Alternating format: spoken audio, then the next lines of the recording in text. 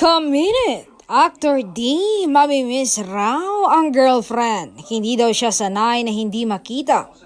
Kaya't bibisita raw siya kahit 2 beses sa isang linggo. Kanyang inamin sa isang sawsawera nang nakapanayam siya. Sa bagay, ganyan talaga pag talagang in love.